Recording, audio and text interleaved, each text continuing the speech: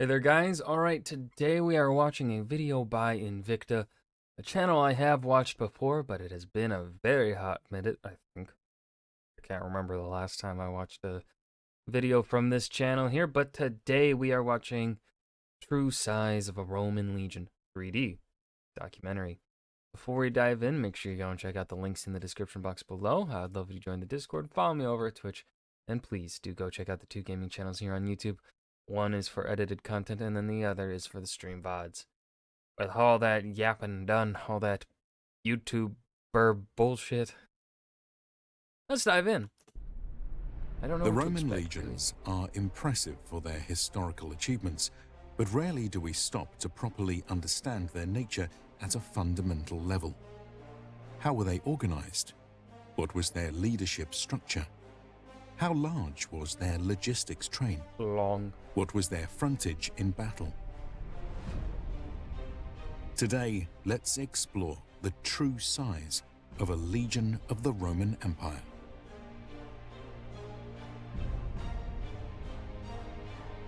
Our team spends a lot of time producing video content, and we're always on the lookout to make our work easier. Today's sponsor, Filmora, offers a great solution. It's an easy-to-use video editing app, which includes a wide range. The foundation for the Roman legion was the legionary.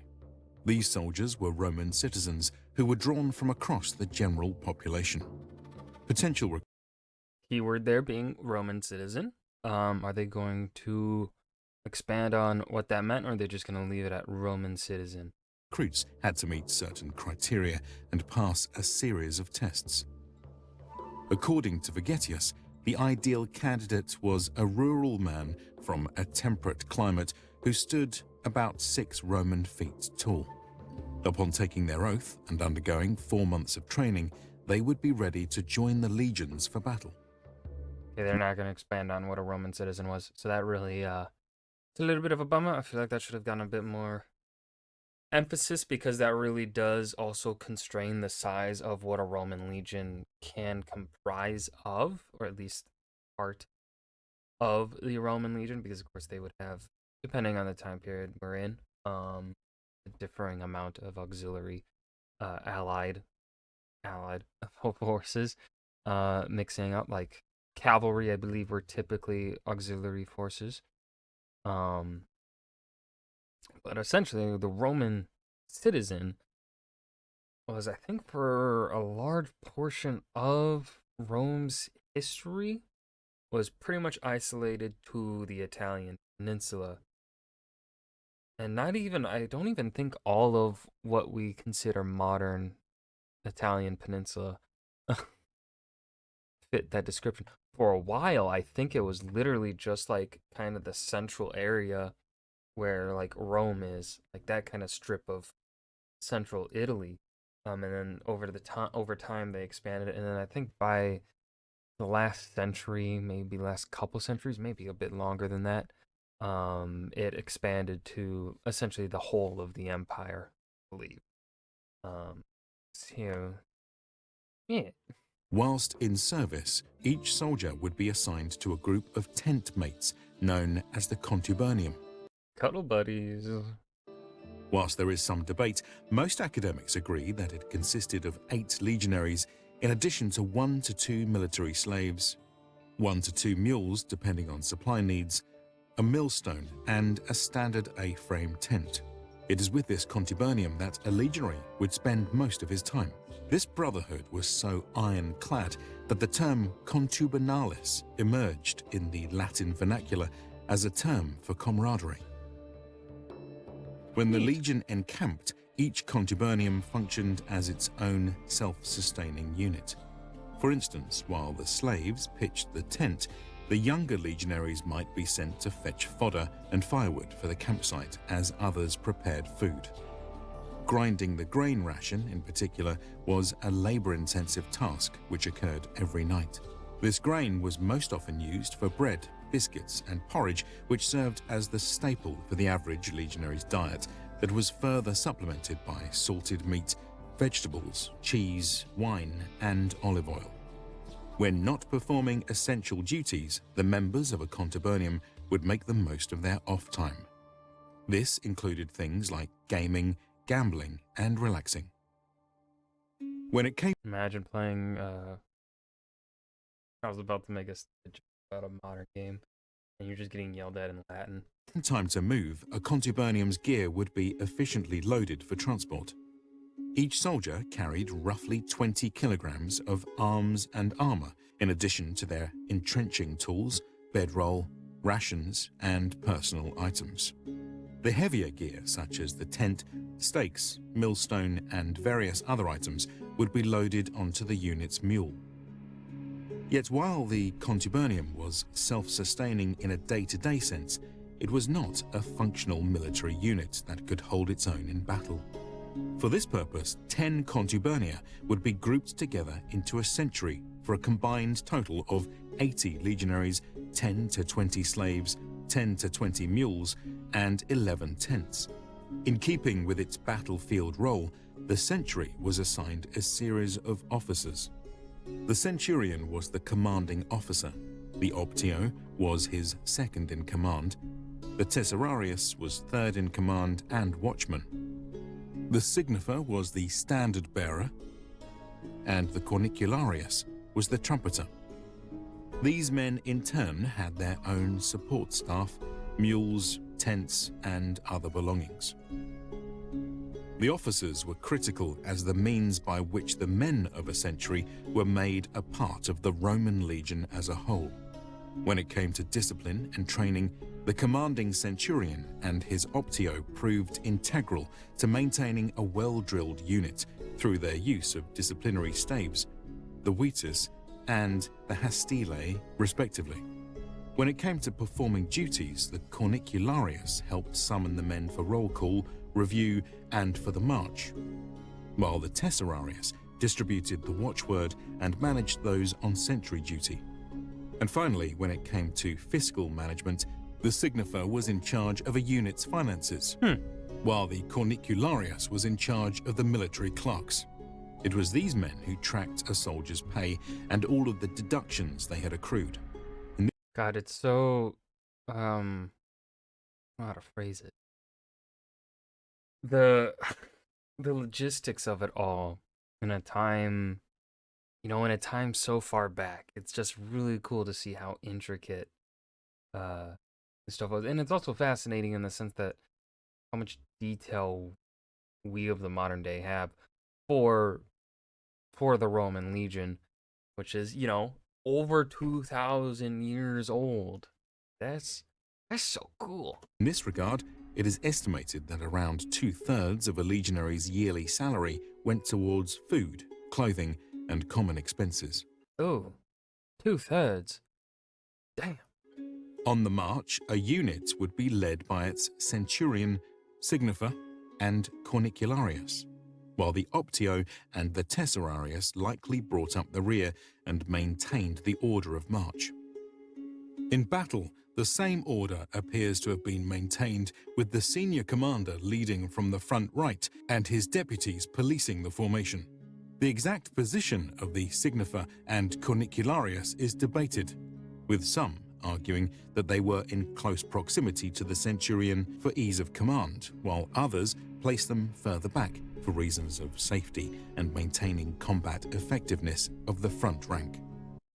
As the Romans of the Republic had found, while a unit of around 100 men could hold its own in battle, its strategic uses were limited.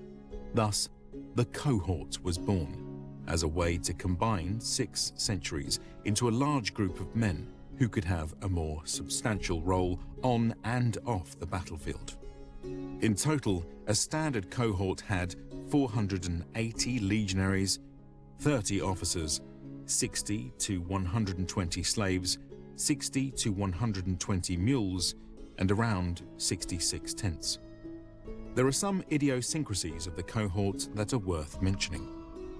The prestigious first cohort of every legion was made of 5 double-strength centuries for a total of 800 legionaries. Typically, these were the veterans of a legion, its iron core, which inspired and offered an example for the more junior soldiers of their fellow cohorts. As such, it was the unique honor of their aquiliffer to carry the legionary eagle into battle. This venerated standard represented the soul of the army, being kept in a dedicated shrine at the heart of a legionary camp or fortress.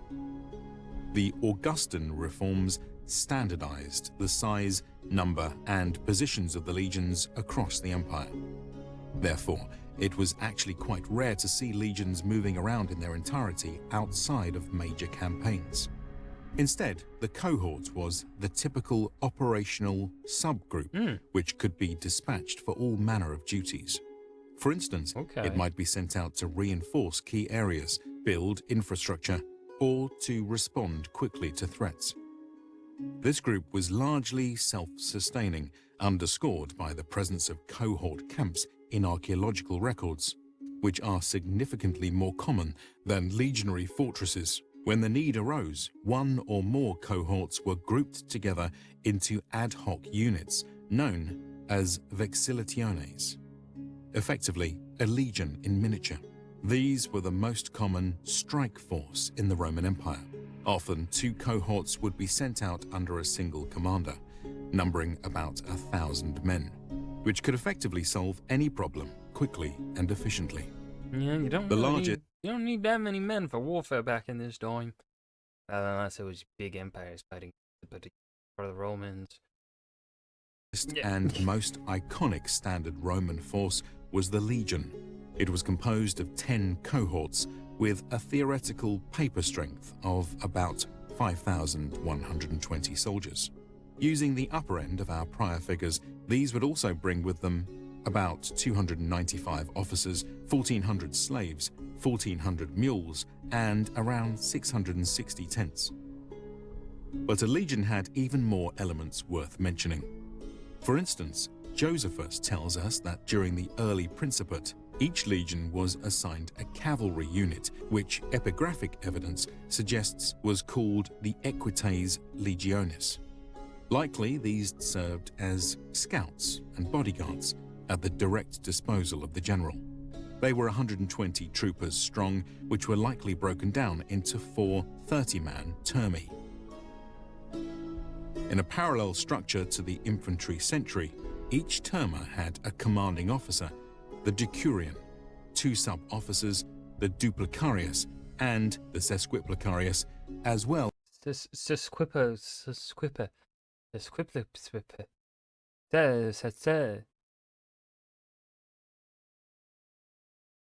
I was making a bit at the start, and then it just turned into a full-blown failure. Oh man, sesquiplicarius. Ugh. I hate Latin. As a standard bearer, the signifer. These riders had 1 to 2 spare horses, while their gear was carried by an estimated 60 mules and drivers, with the cavalrymen themselves being housed within around 15 tents.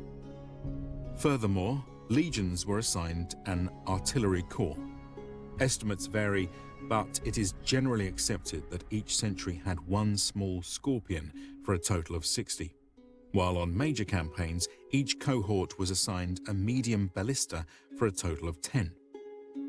Additional siege equipment, such as rams and large onagers, were added as needed. I don't like this view. This view is terrible. This angle for the artillery, garbage. Like, I can't make out the details of the differences between these things, between the onagers, scorpions, ballista, whatever. But we have assumed a mix of 5 pieces. Crewing, maintaining, and transporting such gear would have required a substantial siege train. No reliable records exist, but we can approximate the use of at least 15 4-oxen carts laden with the components of the medium to large siege pieces, while the smaller scorpions were carried by a mule from their respective century. Tending to the artillery and all the other engineering needs of a legion would have been the fabri. Oh, they don't even... It's just carts. They didn't detail out the scorpions and stuff. That's kind of a bummer. These were the members of the engineering corps whose numbers are not defined, but may have been counted at around 10 specialists, 1 per cohort, whose expertise enabled them to supervise the work of general labourers. Another critical group would have been a legion's medical staff. Once more, we have no firm numbers and will therefore assume 10 doctors, 1 per cohort, with an additional 20 assistants, 10 two-horse ambulance carts, and 10 medical tents. I think it's a fair And estimate. last but not least among the support staff would have been the Legion's scribes, which we will estimate at around 15 men with 15 supply mules. While often overlooked, these scribes were key to the institutional integrity of a legion. They maintained the records of the force, which included everything from payrolls to service logs, supply tallies, reconnaissance reports, and more. Beyond this, a legion would have had all manner of spare parts, food, personal belongings, and other items in need of transport. Without any explicit records, we will assume this would have been carried by around 50 additional mules for a grand total of approximately 1,600 such animals. That's almost 1 mule for every 5 men in the legion. But the ratio of animal to human rises even higher when you consider the herds of livestock which would have been shuffled along an army as a ready source of food. We will not be modelling these in this particular video. Fair. Commanding That's fair. this behemoth of a force were a series of high-ranking officers. The legionary legate, the camp prefect, 6 tribunes, and additional musicians and standard-bearers. These, along with the various sub-officers, formed the all-important hierarchy of a legion. It will now be worth discussing their ranks in greater detail. Okay, thank God. Because up until this point, they've just been saying these names. It's kind of hard to fucking follow. We will begin with the centurions, of which there were 1 per century, and thus about 60 per legion. But not all were created equal. Of course A not. strict ranking system was in place, which had its roots in the traditions of the manipular armies from the Republic. In order of highest to lowest rank, this resulted in the following centurion titles: the Pilus Prior and the Pilus Prior. Posterior, who commanded the 1st and 2nd centuries respectively. The Princeps Prior and the Princeps Posterior, who commanded the 3rd and 4th centuries. The Hastatus Prior and the Hastatus Posterior commanded the 5th and 6th centuries. Between cohorts, the officers of the 1st cohort were the most senior, while those of the 10th cohort were the most junior. It should be noted that the prestige of the 1st cohort centurions was recognized in that its 5 officers were known as the Primi Ordines, the most senior of which was the Primus Pilus, or First Spear. This was a highly coveted post, typically lasting only a single year, and would be the crowning achievement of a long career in the army. Over time, as the legions settled down into fixed positions, the role of Primus Pilus would evolve to become more administrative. But beyond these career centurions, most legions were commanded by non-professional legates, selected from the senatorial class. Some exceptions did exist, such as the Legio Duo Traiana, which was commanded by an equestrian prefect. Whatever the case, the legate, or prefect, would have 6 tribunes serving directly beneath them. In the Republican period, these have also been non-professionals drawn from the political elite, but during the Principate, the 5 Tribuni Angusticlavi, or the narrow The Angusta whatty? Latin is so. Oh, God. stripe tribunes, could also be promoted up from the centurion ranks. In contrast, the singular Tribunus Laticlavius, or broad-stripe And what? tribune, was typically still a young man of the senatorial class who only served with the legion for a year before returning to his political career. Together, these tribunes provided important tactical command of a legion during wartime, whilst otherwise acting as administrators. Let's now take a moment to step back and appreciate the real size of the legions in its various forms. But wait, are we not going to go into detail about the other officers? Okay, it's a little weird. They made it sound like we were going to talk about the other ranks in detail, but it was just the, fucking whatever their name was. We can begin with a hypothetical parade rest of the entire force and its gear. Together, they cover 25 square kilometers and number about 9,000. Of all the beings within this area, 80% are humans and 20% are animals.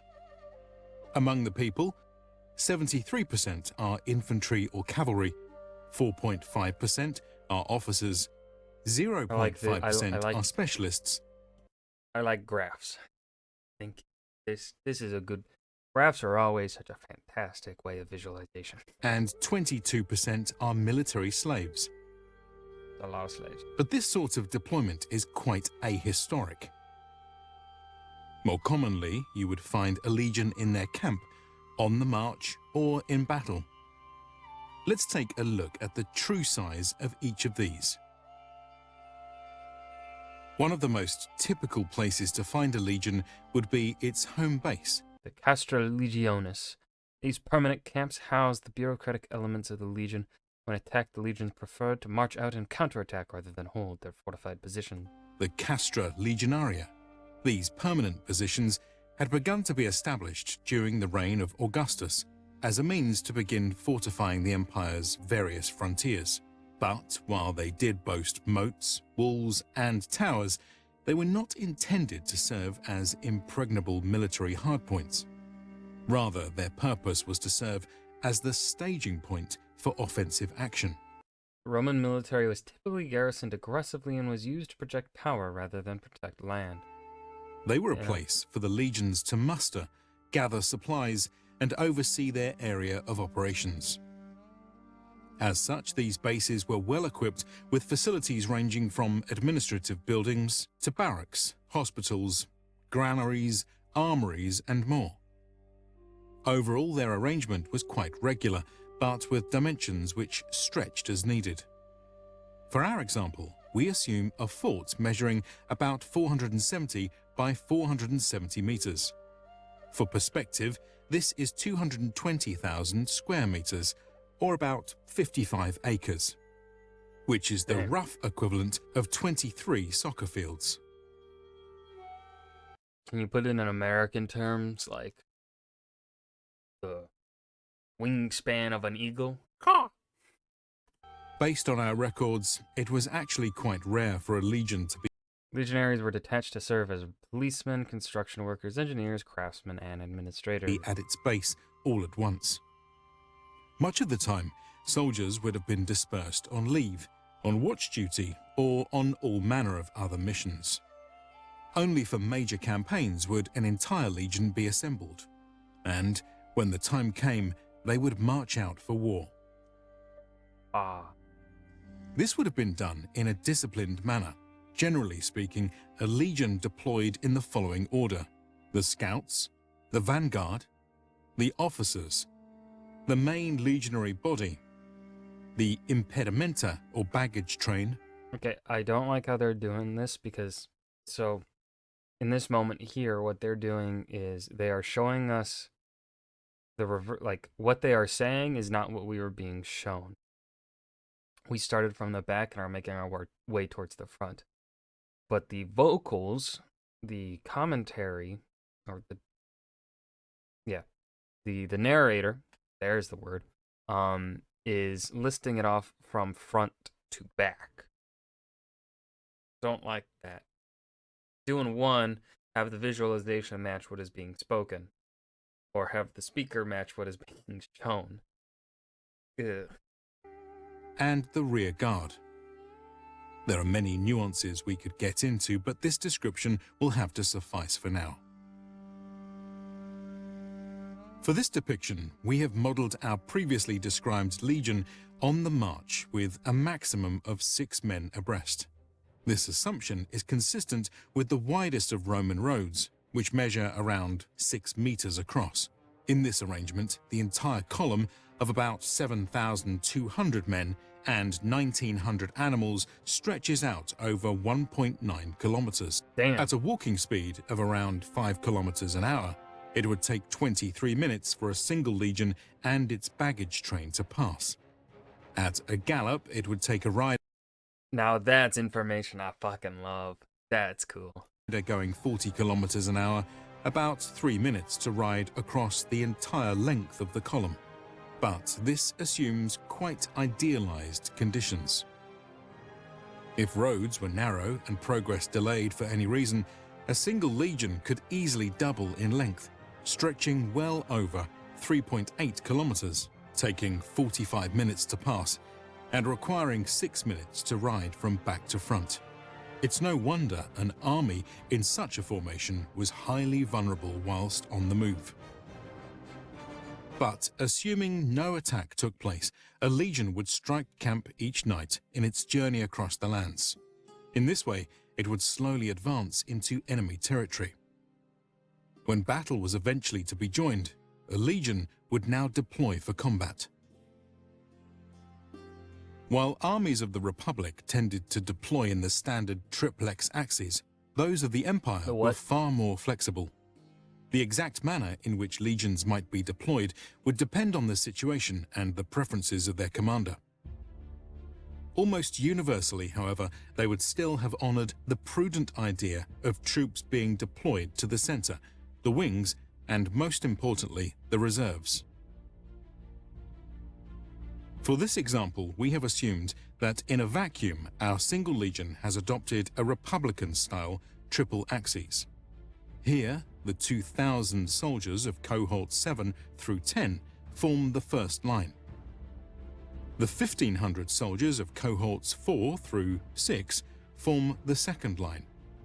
And the 1,900 soldiers of Cohorts 1 through 3 with the cavalry form the third line to defend the rear and act as an emergency reaction force. Zooming in, I will note that most scholars agree that soldiers in a unit stood 1 meter side to side and 2 meters front to back. Assuming a typical sentry is arranged in 8 ranks of 10 men, it occupies a space of 16 by 13.5 meters. Additionally, if we assume that multiple sentries maintain 2 or 3 meters of separation side to side and 8.5 meters front to back, we are left with a total formation whose frontage is about 609 meters across and 138 meters deep. To contextualize this, we can state that it would take a soldier about 4.5 minutes to walk across the front and a rider about half a minute to make the same trip at a gallop. Okay. An archer with an upper bow range of 200 meters could only fire across 33% of the legion's frontage.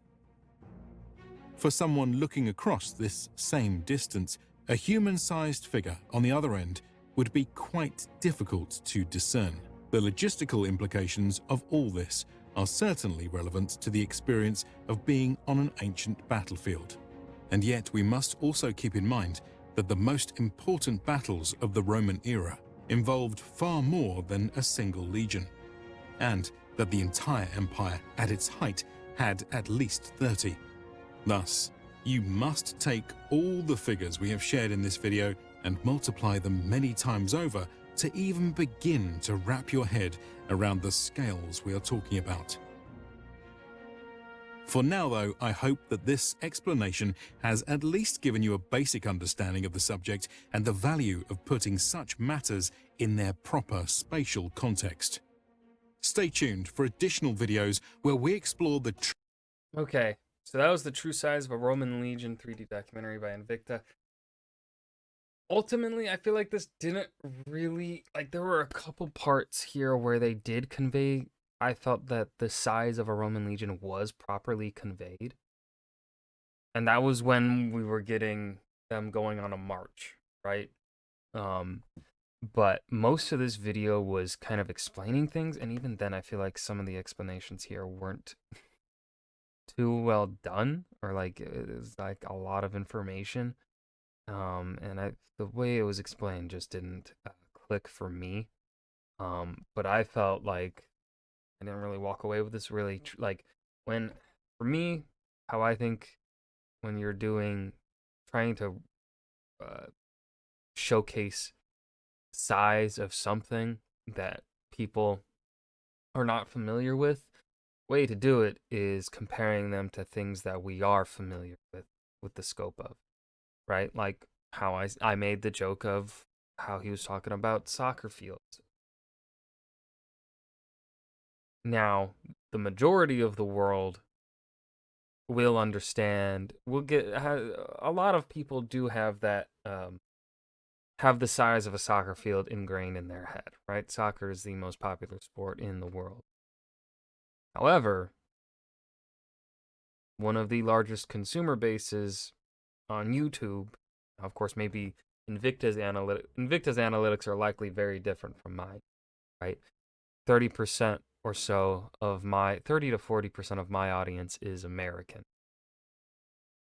Invicta's is maybe different. Maybe Invicta has a lot more British viewers or something. I don't know. But right, like using my own audience and general consumer uh things, Americans make up a sizable portion of the audience. And a lot of Americans, a good amount of Americans aren't going to be all that familiar with a soccer field to be able to really picture that scale in their head. And I'm not saying to not compare things to like soccer fields or whatever for size.